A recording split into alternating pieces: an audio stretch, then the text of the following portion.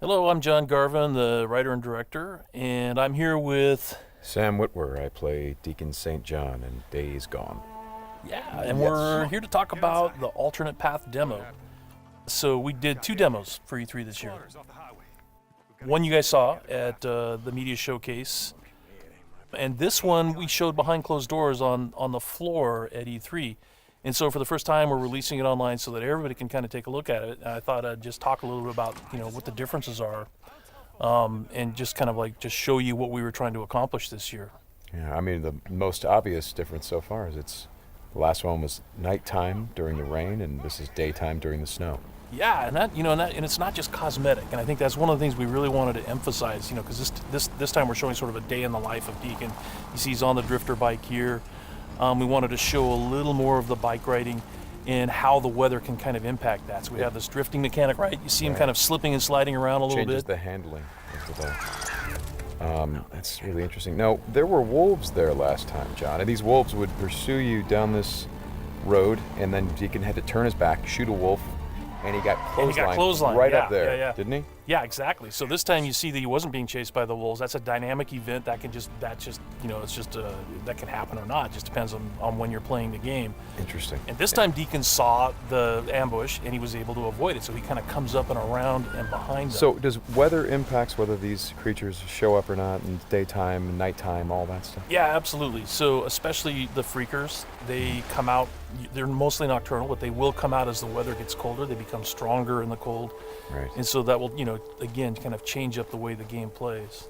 That's very, very, I kind of love that you decided to do this as a demo to show 2 completely different iterations on the same exact mission in the game.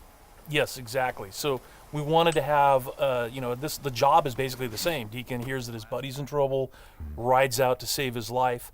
And, as you can see here, this is a completely different experience from what we showed in the first demo. In the first one, Deacon gets clotheslined, and it sounded very painful, by the way. Oh, speaking of painful, okay, so the combat in this game is fairly brutal.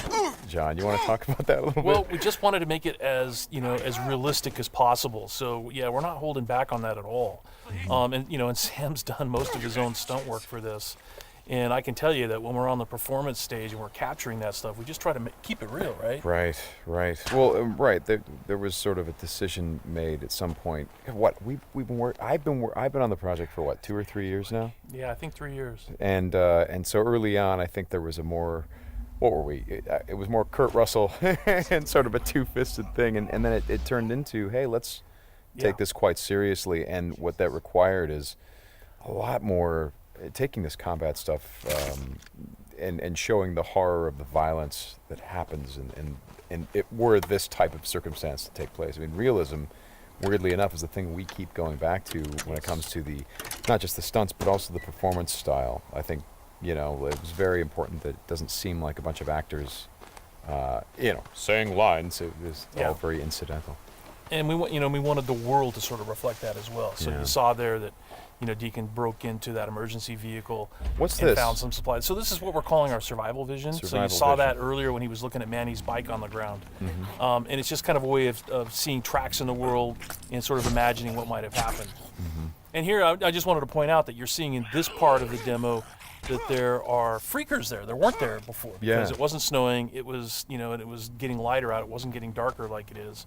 And so, it changes up the way you can play through the level. And what is this? We call this the meat wall. The meat wall. Yeah, and it's not just there, to make the guys who put them up to seem evil. They're there for a purpose because, again, freakers are living creatures. They eat. That's their primary thing. They want to eat. And so you hang these dead freakers up, and any freaker, rather than coming into their camp like you see here, they would actually stop and snack. Yeah, exactly. Yeah. And then the same thing with this freaker that they've hung upside down. Mm-hmm. There's a bear trap underneath it, and they use that because a freaker will come, be attracted to the meat, and then hit that trap. Interesting. Another thing you just saw, by the way, is that tin can. The tin can trap that he that's an alarm that the marauders will put up. And this is, again, some of the things that marauder camps just do. And you find these marauder camps throughout the world. You'll find traps like that, and then if you're careful and you're paying attention, you can avoid them. Because in the first demo, Deacon didn't avoid it, and he set off that alarm. Right. Now this is the same tactic that he used last time. Throws the rock to get someone to to lure him over and have him step in the bear trap. But this one plays out a little bit differently than last time. One of the things that struck me, and we've talked about this obviously as we've shot, but there's an effort of the other Marauders to get this guy to shut up, and he won't. Yeah, and so in the first demo, Deacon's heading on down the trail, and you can hear that happening behind him. Right. And this time we're showing what happened. So, he's watching everybody react to this poor guy trapped in the in that bear trap, and she just is like, shut up, shut up, shut up, and then just loses it and shoots the guy. Right.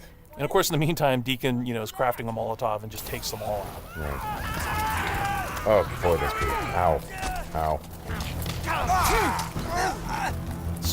So again, it's like in the previous demo, Deacon would have gone off to the trail down to the right.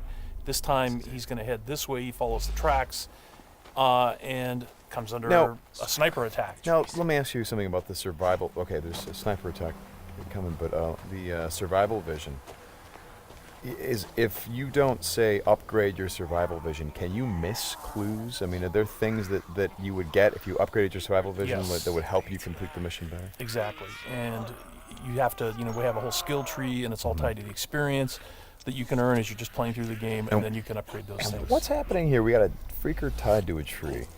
Yeah, so this is another type of trap that Marauders will set. They will they will basically chain freakers to the perimeter of their camps, and they use them as kind of an alarm system. And then that, you saw that Marauder there. He was just tormenting the poor freaker, and then so Deacon kind of takes advantage of that. Well, and you think for a moment that Deacon is the guy, he's sort of helping the freaker by, getting the guy that taunted him. Like, no, and then he's going to take the freaker out right afterward. Exactly. And this is a bit of silent sniping using the crossbow. Yeah, so this whole sequence at the end plays out very differently. In the first demo, you saw Deacon use a swarm. He weaponized a swarm, lured them into the camp, and then they kind of did the work for him. There's no swarm in this run-through. Right. So the player really has to go in and use what we're calling our strategic sandbox combat, and that's just, stealth mechanics and setting and using traps, whole arsenal of weapons. You see there's a variety of weapons that Deacon's going to use through this, including the crossbow. He crafts his own bolts. And he's got to figure out how to get up to Manny, just using his combat skills instead of doing it strategically. So straighten me out. Those bonfires, were those there in the previous demo? No, they weren't. Right. So that's another big difference. Is that if you come here during the day, it's like in the media showcase demo, there was like kind of a fight club thing going on. Right.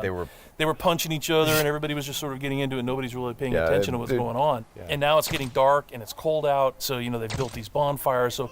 And again, it's not just a cosmetic change in the way the... Well, it's cold, right? Yeah, it's because it's cold. They have to build some... So it changes the way the Marauders behave in the level.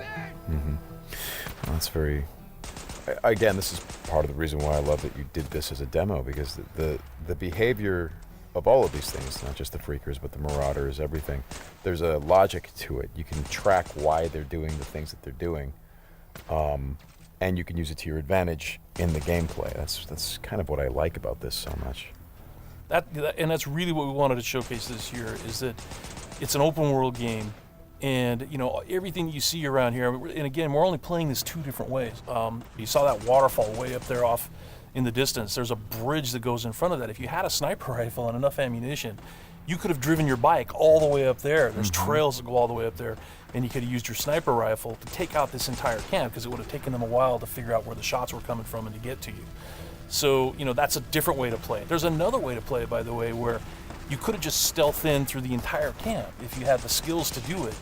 And you could have just taken everybody out silently, or almost everybody, and then you could have gotten up to where Manny's being held using a different route, and just stealth killed that guy. There's no reason that you have to come in and run and gun it like Deacon is doing here. Hey, how scarce is ammunition? Because I see him switching from a bunch of weapons, and when we saw this demo, when I came in saw E3, one of the things that I really enjoyed was I was sitting next to you, and the driver was playing the game, and at some point I saw you shift in your chair and you leaned forward, and I heard you say, "Oh man, uh-oh." And I'm like, whoa, what's going on? He's like, he's going to get killed. I'm like, whoa, oh. And I leaned forward. I was like, oh, I guess there's some real danger. And one of the things was that he was running out of ammunition. And he was trying to go pick up ammo from the dead he was looking for Marauders. Ammo, But he was under fire. So when we were at E3, we had a whole team with us, and everybody played it slightly differently. So it just shows you that it's not scripted at all. Yeah. And then this Rager Bear. Oh, yeah, boy. the infected bear. The infected bear. That's, yeah, that's not what you want to see. Well, we thought that would be a good way to end the demo, is to show that it's just one, for Deacon's life. It's just one darn thing after another. Yeah. Right? You're going to save your buddy. You get clotheslined. You get attacked by wolves, or you think you're finally done. You rescued you've gone through all this stuff, and then suddenly, Rager Bear. Right. Well, as you said to me, it's not just about exploring an open world, as it is the open world coming after you, the open world seeking you out, trying to... Yeah, exactly. That's our tagline. In Days Gone, you don't have to go seeking out trouble. The world comes for you. Trouble's looking for you. All right, Sam, thanks a lot. Thanks, John. It's been fun.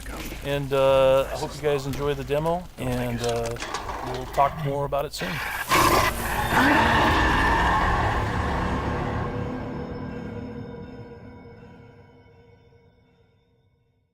PS4 for the players.